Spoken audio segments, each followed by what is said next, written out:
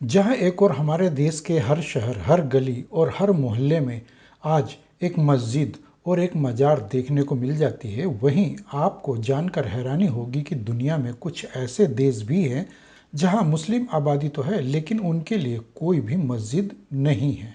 जी हाँ, सुनने में थोड़ा अजीबोगरीब जरूर लग सकता है लेकिन सच है। दुनिया के कुल 195 देशों में से 2 देश ऐसे भी हैं जहां मुस्लिम आबादी की इबादत के लिए कोई भी मस्जिद नहीं है।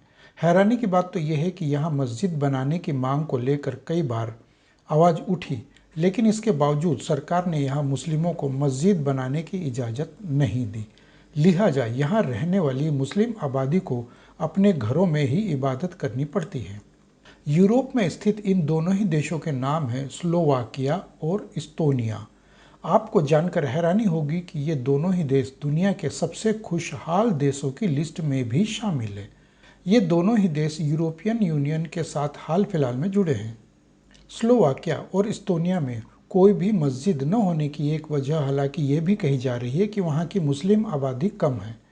वर्ष 2011 की जनगणना के मुताबिक स्लोवाकिया में मुस्लिमों की कुल संख्या का महज 0.2% है। वहीं दूसरी ओर साल 2011 की जनगणना के मुताबिक इस्तोनिया में मुस्लिमों की कुल संख्या महज 1508 थी, यानी इस्तोनिया की कुल जनसंख्या का सिर्फ 0.14%। हालांकि इस बात में कोई दो राय नहीं है कि बीते 11 वर्षों में यहाँ मुस्लिम आबादी की संख्या में अच्छी खासी बढ़ोतरी हो चुकी है। इसके बावजूद यहाँ अभी तक सरकार ने मस्जिद बनाने की इजाज़त नहीं दी है, जबकि भारत में तो किसी भी सरकारी ज़मीन पर कब्जा करके वहाँ मजार और मस्जिद बना दी जाती है और इसमें सरकारी तंत्र, नेता और सरकारें खुद भी खुलकर मदद करते हुए संविधान की धज्जियाँ उड़ाते हुए खुलेआम देखे जा सकते हैं।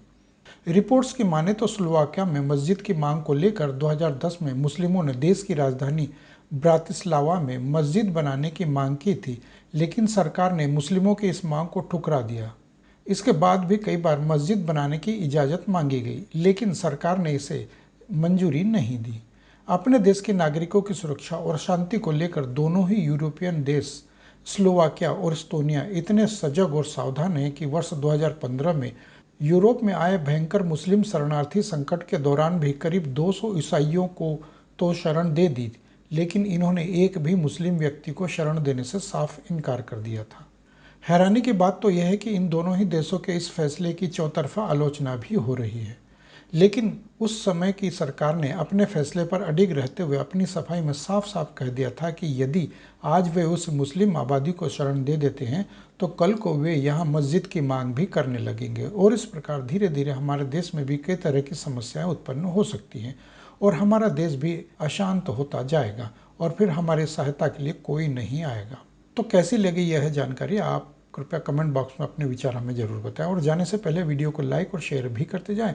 और अगर आप मेरे इस चैनल पर पहली बार आए हैं तो कृपया इस चैनल को सब्सक्राइब करके पास में बने बेल आइकन को जरूर दबा दें ताकि मेरे आगे आने वाले वीडियोस की नोटिफिकेशन आप लोगों तक पहुंचते रहे। तो मिलते हैं अगले वीडियो में, तब तक के लिए धन्यवाद।